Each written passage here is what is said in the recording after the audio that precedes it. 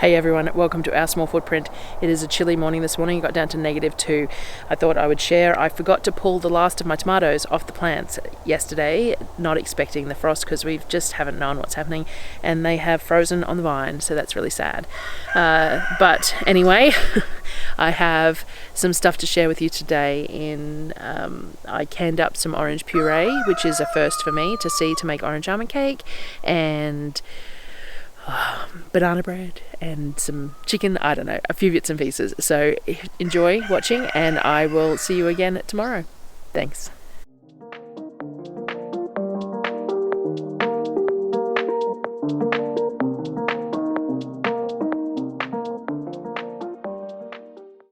So we make this orange and almond cake regularly, a chocolate orange cake and the plain orange almond regularly. And to make the cake we use oranges that have been boiled, and then we use the whole orange pureed up. So normally I have to boil the oranges for 45 minutes before I can make the cake, let them cool enough to handle and that sort of thing. So I bought these oranges in bulk in the hopes of being able to can them boiled. So we're going to give it a go. First up, I just filled a pan with oranges and water, managed to get 24 oranges into this pot, so let's see how we go from there. I've been having a lot of discussions with people in the comments about using these bone-in, skin-on thighs, so I decided to try a tray of them in the smoker just to see how it went and give it to the kids for lunch and see how they liked them cooked like that and things like that. Everyone really enjoyed it. It was nice and moist, and so we did that. We put them in the smoker. I put the probe in there, and they cooked up to the 76 degrees Celsius as required, and then I served them up for lunch.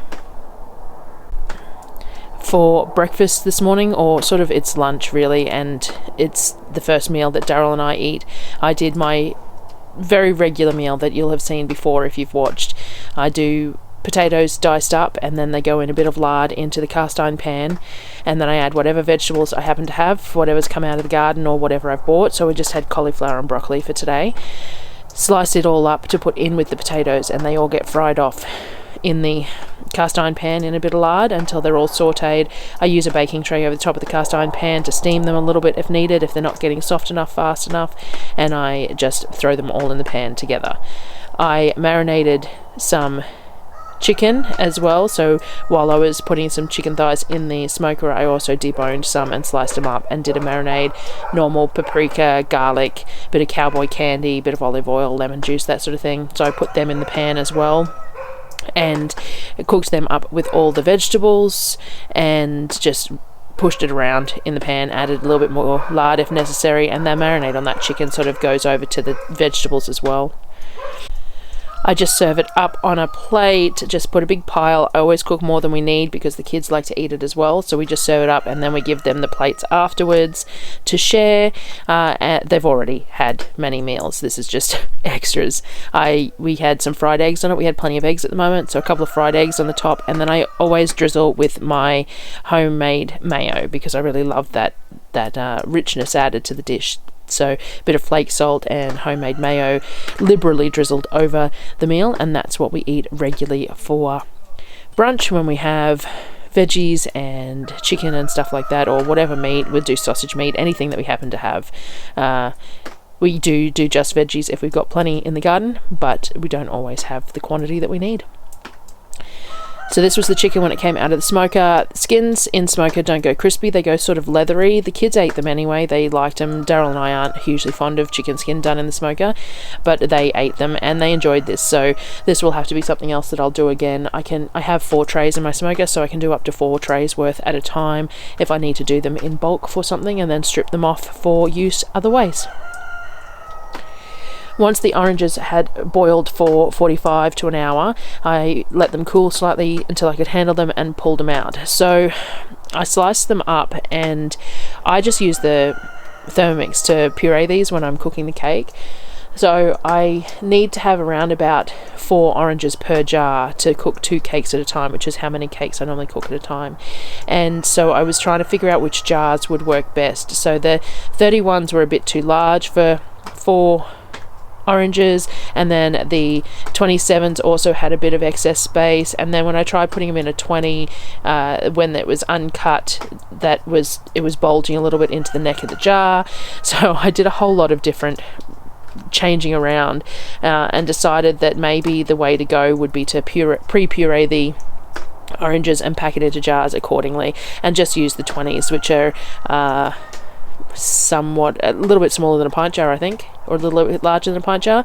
I'd have to look it up, but they are a pint. I tend to use them as sort of pint jars, and I do have some. These were the last of my 20s that I've got empty at the moment, so I'm going to have to use some pint jars for the next lot.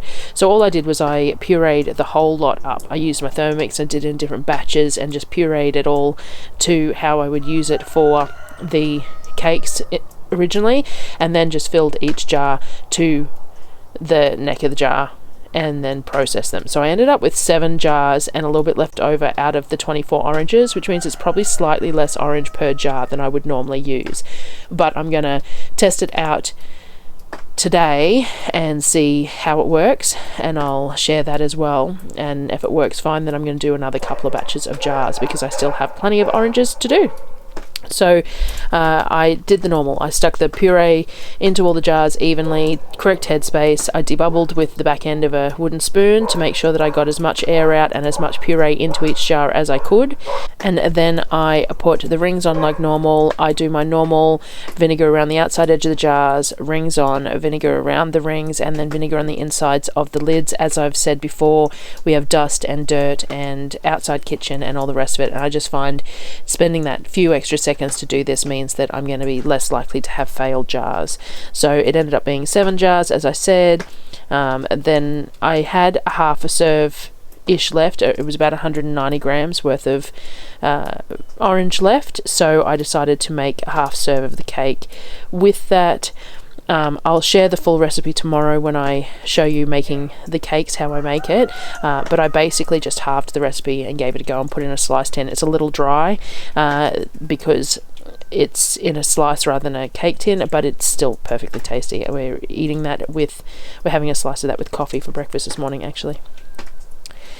After I had put that orange almond slice in, I put some banana bread on. So we've got plenty of bananas at the moment as well, and the kids adore banana bread. My standard banana bread is for 3 to 4 medium bananas, so I put 6 small ones in there, and then I add about 3/4 of a cup of sugar, about 1/3 of a cup of oil, and a little bit of salt, 2 eggs, and I puree all that up. And then I add to that about 1.5 cups of plain flour, a teaspoon of bicarb, a teaspoon of baking powder. I think that's it. I will double check, but I think that's it. And then I just mix it, just fold it all in together, and I add a couple of handfuls of chocolate chips, because everyone loves chocolate chips in their banana bread, and put it into pans. So I made 2 loaves of this because I have 2 of those loaf tins, and stuck them both in the oven to cook. They take around about 50 minutes to cook, that size loaf, probably a little bit longer if it was a shorter, narrower bread tin, but my bread tins are quite wide, so it ends up a bit with a little bit less height, and I don't mind that because it means it goes further for us. I put all the banana skins into a bucket with some water to use to water the plants with later on after a few days, so that the banana skins ferment in that water and it makes great fertilizer.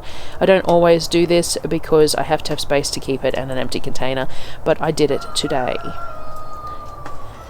This is the jars of the orange puree when they came out of the canner. Everything looks a little thicker in there. Now, it had plenty of juice in there, so it's perfectly fine for canning. It was 15 minutes on a weighted canner for me, water bath canned, but it looks a little thicker in there, so we're gonna, as I said, I'm gonna test out the jars today and see how it goes, but maybe it will need a little bit of liquid in there before I can it to just make it moist. But sometimes things look really solid in a jar, and then when you tip them out they're not, so we shall see. Dinner tonight was bolognese, so I decided to make some fresh pasta for dinner. So this is my Phillips pasta machine. I've shown this before. I haven't even pulled my sourdough starter out of the fridge yet from having done the grocery shops, so I'm using yeast for all my bread products at the moment. Not that I've made much, I made those bread rolls and that's it, but we're eating through the fresh stuff first.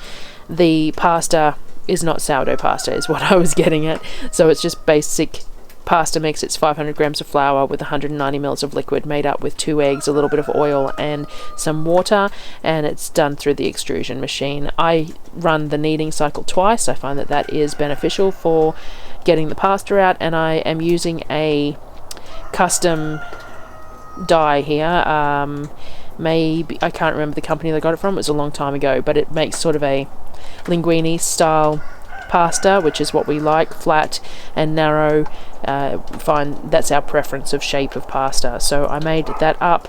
It takes about 15 minutes to run a full cycle, so it's nice and quick, and did that up to have with dinner.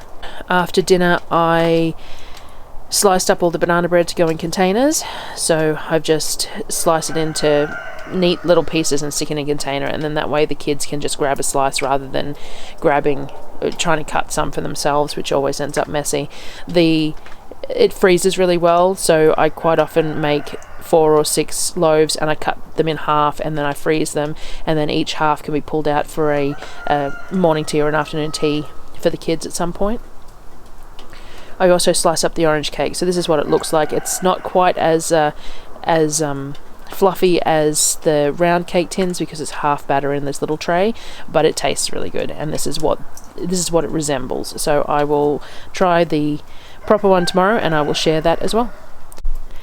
So thank you very much for watching and joining me in some of my, experimental type things that I'm going through, and I will share the cakes tomorrow, and I'm not sure what else. I really need to get moving on pineapples and stuff. So thank you for watching again, and I will see you again tomorrow.